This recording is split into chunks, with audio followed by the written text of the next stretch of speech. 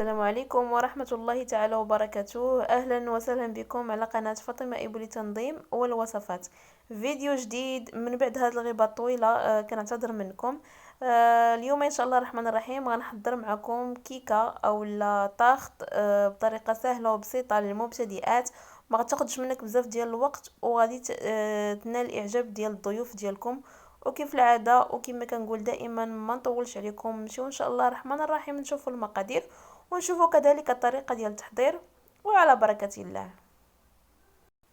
بالنسبه للمقادير اللي غنحتاجو، عندي كاس ديال السنيده، 500 غرام ديال الدقيق، عندي 6 البيضات يكونوا على درجه حراره الغرفه، عندي ساشي ديال الفاني واحد، قبيصه ديال الملحه، وعندي خميره كيماويه واحده. غناخذ واحد البول، غادي نوضع فيه دوك 6 ديال البيضات كما سبق ليا وقلت البنات، خاصهم يكونوا دافيين، يعني يكونوا على درجه حراره المطبخ.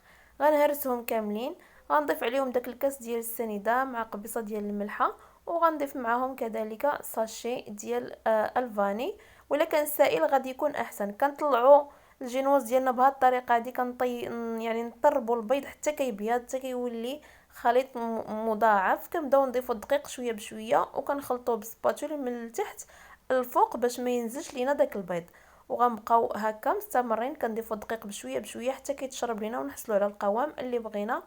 ومباشره كنضيفوا مع داك الدقيق ديك الخميره الكيماويه الواحده. غنبقى مستمر على هذا الحال حتى نحصل على واحد الخليط اللي هو ما هو ثقيل ما هو خفيف، يعني القوام ديالو كما كتشوفوا معايا، ما هو ثقيل ما هو خفيف. هنا حصلت على واحد القوام اللي هو يعني كيتماشى مع السباتول. خديت واحد اللاطه وضعت فيها ورق الزبده، ومباشره غنوضع فيها الخليط ديالي وغندخلوه للفران، درجه ديال الحراره ديالو 180 درجه. من بعد ما كيوجد نتلاقاو باش نشوفوا الشكل ديالو ان شاء الله الرحمن الرحيم كيفاش كيجي. خليكم معايا. بالنسبه للجينواز ديالي فهو هذا، من بعد ما وجد غادي نخليوه حتى يبرد وندوزو نحضروا الكريمه.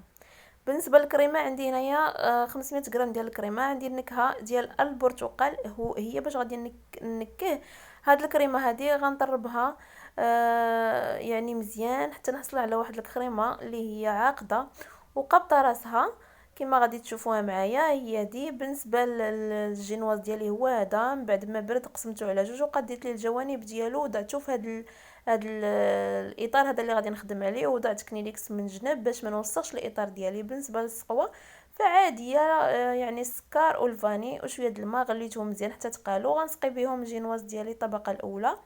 غادي نضيف الكريمه ديالي، يعني بالنسبه للكريمه اللي فقنا خليت اللي قدينا، يعني خليتها حتى بردات. مباشره غندير الطبقه الاولى وتكون سميكه شويه، يعني واحد الكميه اللي تكون لا باس بها باش ملي نقطعوا الحلوه ديالنا تبان لنا الكريمه ديالنا من الوسط. بحكم اننا غنديروا جوج طبقات فقط، وطبقه المقرمشه غادي تجي في الوسط. هانتوما غتشوفوا معايا باش حضرتها، يعني كان فيها عناصر اللي هي سهله البنات، يعني الحلوه كتجي خفيفه وغزاله ما شاء الله. غير جربوها انا متاكده غتنال الاعجاب ديالكم. كما كتشوفوا غنحاول نقاد ليها الوجه ديالها جيدا. بالنسبه الطبقه المقرمشه ذوبت شويه ديال الشكلاط ووضعت فيه شويه ديال لوز ايفيلي اللي انا حمرته مع داك يعني الجوانب اللي كانوا شاطوا ليا ديال الجينواز، وخلطت الجميع بالشكلاط ودرت هكا طبقه مقرمشه. مباشره وضعت عليها طبقه ديال الكريمه، وغنوضع عليها طبقه ديال الجينواز الثانيه، ومن الفوق سقيته بالشكلاط اللي كان بقى ليا، ودخلتها للمجمد واحد المده ديال 10 دقائق فقط باش يجمد ليا داك الشكلاط اللي درت من الفوق. وهنايا كما كتشوفوا بديت كنغطي الوجه ديالها، يعني غادي نمونطي الحلوه ديالي بالكريمه اللي تبقات ليا كامله على هذا الشكل هذا. بالنسبه للتزيين خديت شكلاط قطعته بالسكين على شكل اعمده رقيقه كما كتشوفوا معايا. بالنسبه للكريمه ديالي راه يعني شدت راسها وضعتها في الثلاجه واحد المده ديال 10 دقائق، ودردرت عليها داك الشوكولا وزينتها كما كتشوفوا معايا بصوص كراميل اللي حضرته غير في الدار. وديك لي سوغيز عندي الحمر والخضر هما باش زينتهم من الفوق. وهذا هو الشكل النهائي ديالها. كتجي غزاله ما شاء الله البنات، كتجي رائعه. انا متاكده غتوجدوها في الدقائق اللي هي قليله بزاف. نتمنى اقتراح اليوم يعني ينال الاعجاب ديالكم ويلبي الطلب ديالكم. وهاد الحلوه ممكن تحضريها لعيد الميلاد، ممكن تحضريها حتى لراس السنه، ما هو مادام هي على الابواب، فممكن تحضريها وتوضعيها في الثلاجه ديالك وتبقاي تقطعي منها طريفات للوليدات. هكا كنقول افضل من ديال الزنقه. وكما كنقول دائما، نتمنى اقتراح اليوم من اعجابكم ويلبي الطلب ديالكم. وإلا عجبتكم وصفة اليوم كيف العادة ما تنسوش تخليو لي لايك للتشجيع، شاركوا الوصفة مع احبابكم ومصحابكم وفي مواقع التواصل الاجتماعي. وإلا كنتي من الناس اللي اول مرة كتشاهد القناة وعجبك المحتوى، ما تنساش تخلي لي لايك للتشجيع، شارك الوصفة مع احبابكم وصحابكم، وما تنسوش كذلك تضغطوا على زر الجرس باش يوصلكم كل جديد في القناة ان شاء الله.